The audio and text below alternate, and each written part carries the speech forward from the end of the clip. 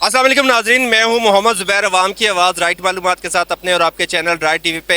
नाजरीन, इस वक्त मुल्क में बढ़ती हुई महंगाई से को काबू पाने के लिए इस वक्त जो मरीम नवाज़ साहिबा बड़े इकदाम ले रही है, जैसा कि उन्होंने बिजली सस्ती करने का ऐलान किया है 2 महीने के लिए जो बिजली सस्ती करने जा रही हैं। हम आवाम से ये जानेंगे क्या वो इस बात से खुश हैं। और एक बड़ा इकदाम भी आया है कि वो कहती हैं कि हमने घर घर जो है वो जिसके पास घर नहीं है उसको हमने घर देना है। लोगों को इस वक्त खाना नहीं मिल रहा, 2 टाइम का खाना नहीं मिलता, वो इतने मजबूर हैं अवाम। मैं अवाम से पूछूंगा कि क्या कहेंगे इस बारे में। इन्फ्लेशन बढ़ गई है। अस्सलाम वालेकुम। वालेकुम अस्सलाम। क्या नाम है आपका? सादत हसन।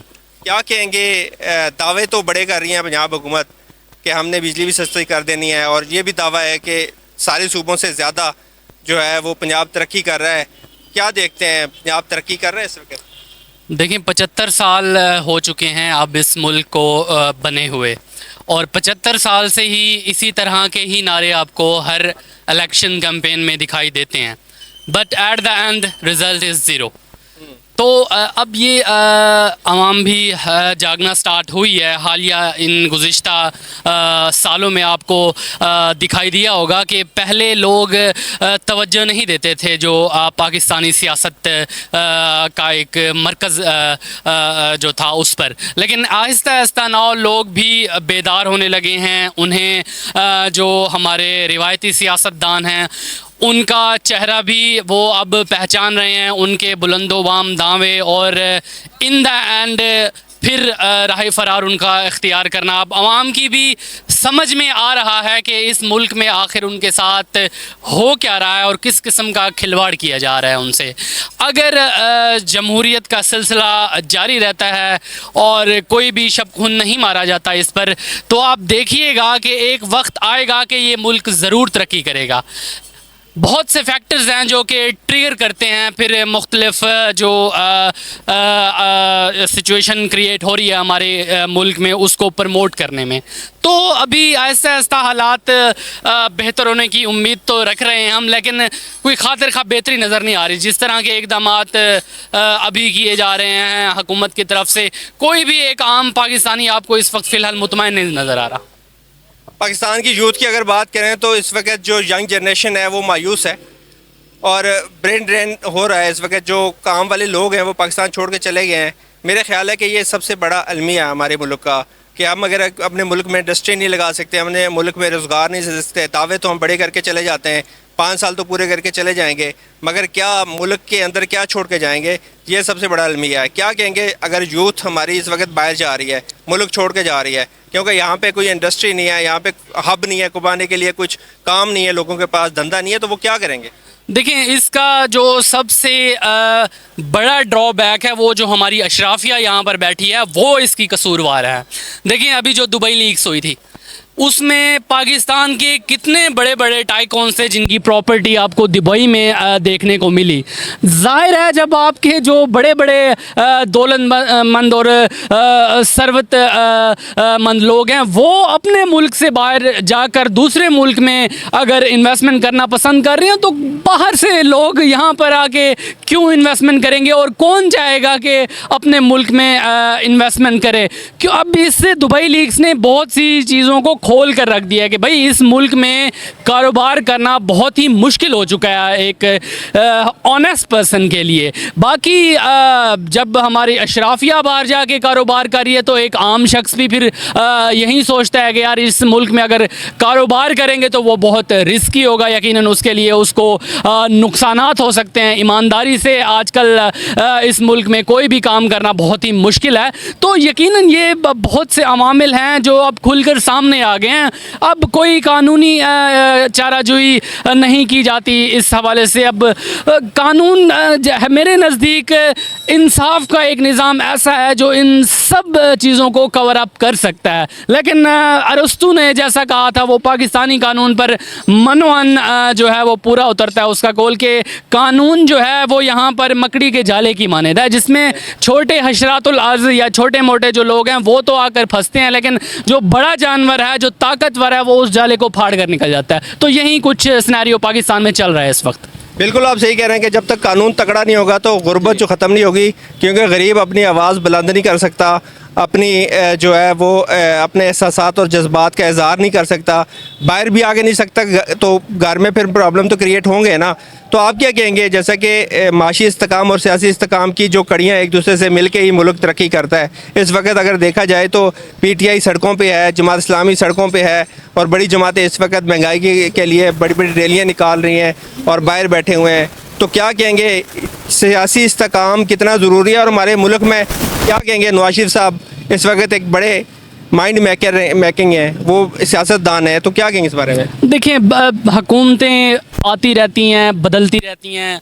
एक वक्त में कोई एक जो पार्टी है वो हुक्मरान बन जाती है, फिर अगले 5 साल बाद ये चल रहा है हमारे मुल्क में। लेकिन मेन जो जड़ की बात है वो है तरक्की। इस मुल्क में तरक्की नहीं हो पा रही। मुल्क आपका 75 साल से वहीं का वहीं खड़ा हुआ है, बल्कि तनज़ली की तरफ बतदरीज जा रहा है। तो इसकी तरफ आखिर कौन तवज्जो करेगा? हर महकमा जो है यहाँ पे करप्शन का गढ़ बन चुका है।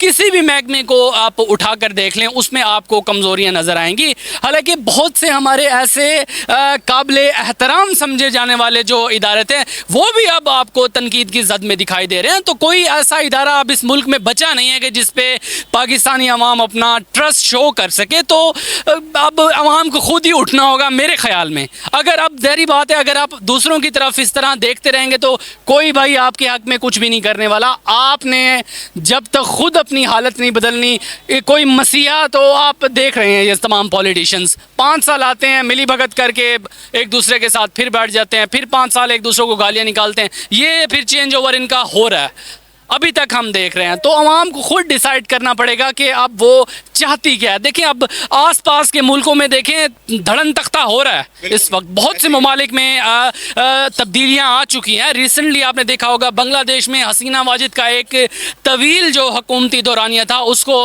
तलबा ने लपेट के रख दिया। इसके साथ साथ वेनेज़ुएला का आपने मिसाल देखी होगी, श्रीलंका में किस तरह के हालात बन गए। तो ये कोई भी शख्स ना सोचे, कोई भी हुक्मरान या ताकतवर शख्स ये ना सोचे कि वो ताहयात जो है हुक्मरानी की जो एक कुर्सी है उस पर बरजमान होकर रहा जाएगा। देखिए, हर जालिम को एक ना एक दिन जवाल है। जिस तरह शेख सादी का एक कॉल था कि tyrant does not remain but the curse on it remain forever, कि जुल्म भाई कभी दवाम पकड़ने वाला नहीं है। एक ना एक दिन जुल्म का खात्मा ज़रूर होगा। और पाकिस्तानी अवाम के एतबार से मैं आपको ये बात बताऊँ कि भाई पाकिस्तानी अवाम एक खुददार कौम है। इतनी महंगाई, इतनी लॉ एंड ऑर्डर की वर्स्ट सिचुएशन के बावजूद एज ए नेशन पाकिस्तान के साथ खड़े होना, मेहनत करना, जद्दोजहद करना, पाकिस्तान जिंदाबाद का नारा लगाना और तादमे मर्ग इससे वफादारी निभाना, ये कोई आम बात नहीं है। ये कोई आम जो पब्लिक है वो नहीं कर सकती। यकीनन बड़े दिल रखने वाले लोग हैं पाकिस्तान में, और अब तक जो मुल्क कायम है यही हुब्बुल वतनी का जज्बा लेकर जो अवाम इस मुल्क में बस रही है उसकी वजह से ही कायम है। तो ये अगर अवाम एक दफ़ा खड़ी हो गई, यकीन जानिए कि फिर ऐसा धड़न तख्ता होगा कि दुनिया के नक्शे में आपको एक ऐसी तब्दीली दिखाई देगी कि इससे बड़ा इनकलाब मैं नहीं समझता कि फिर दुनिया में आपको देखने को मिलेगा आइंदा। बिल्कुल आपने सही कहा, जैसे कि हालात की बात आपने की, मुल्क के अंदर सर्वाइव करना इस कौम ने बड़ा सर्वाइव किया है। जैसा कि अब महंगाई की दौर में भी सर्वाइव कर रही है। एक टाइम पे लोड शेडिंग इतनी ज़्यादा थी तो उस वक्त भी सर्वाइव कर रही थी। मेरा ख्याल है 75 सालों में ये कौम आवाम जो है ना सर्वाइव करती आ रही है। इसको कभी खुशहाली नहीं मिली, कभी सुकून नहीं मिला। तो जितने लोगों से मैं बात करता हूँ तो वो यही कहते हैं कि महंगाई अरूज पे है और हम बेचारे जो है ना वो बिस के हैं। गरीब इंसान की आवाज़ कौन बनेगा? नो डाउट कि अगर पुरअमन यहाँ पे एहतजाज किया जाए तो दफ़ा 144 नाफज हो जाती है। किसी को आवाज़ बुलंद करने की कोई इजाज़त नहीं है। जिस मुल्क में जब आवाज़ के ऊपर कदगन लगाई जाएगी तो मुल्क के अंदर कौन आवाज़ उठाएगा और कौन इस गरीब का सहारा बनेगा? बात तो ये भी है। जी देखें, पॉलिटिकल लीडरशिप ऐसी उभर कर आई थी इस हालिया दिहाई में। अब इमरान खान साहब इस वक्त जेल में मौजूद हैं, लेकिन एक हकीकत है ये जो कि सबको मान लेनी चाहिए कि नौजवानों में जिस कदर इमरान खान ने बेदारी पैदा की है इस एतबार से, तो उसको क्रेडिट जाता है इमरान खान को। आपके डिफरेंसेस हो सकते हैं, अभी वो केसेस अपने भुगत रहे हैं। अगर अगर एक फेयर ट्रायल उनके साथ किया जाता है, अगर उन्होंने कुछ अच्छा बुरा किया है तो उनको सज़ा और जज़ा के प्रोसेस से गुजरना चाहिए। लेकिन सिर्फ इमरान खान ही क्यों? देखें, इतनी बड़ी अशराफिया जिनको आप बबांगे दोल 75 साल से एक दूसरे को चोर चोर कहते हैं आए हुए हैं, आज वो पाक साफ हो गए और वो इमरान खान जिसके बारे में मीडिया नहीं कहते थकता था कि ऐसा ऑनेस्ट लीडर पाकिस्तान में पैदा ही नहीं हुआ, आज उसको आए दिन किसी न किसी केस में जकड़ा जा रहा होता है। तो लीडरशिप डिपेंड करती है। देखें, वेस्टर्न कंट्रीज़ का अगर आप देखें तो वो कंट्रीज़ क्यों कामयाब है, वहाँ का जो माशरा है वो पाकिस्तानी माशरों से क्यों ज़्यादा बेहतर है। मैंने अक्सर ये चीज़ सोचने की कोशिश की कि ऐसा क्यों है। आखिर जो मगरबी ममालिक हैं वो अखलाकी एतबार से भी इतना तरक्की कर रहे हैं, हर लिहाज से उनकी तरक्की आए दिन बढ़ती दिखाई दे रही है। मैंने सोचने की कोशिश की आया कि उनका तालीमी निज़ाम उनको इस तरक्की पर लेके जा रहा है, उनका घरों का कोई ऐसा सिस्टम ऐसा है कि जो उनको तरक्की दे रहा है, आखिर है क्या चीज़। फिर मैंने जो अपनी ज़ाती एनालिसिस से जो चीज़ अखज़ की वो ये है कि लीडरशिप, वहाँ के भाई लीडर्स ऐसे हैं कि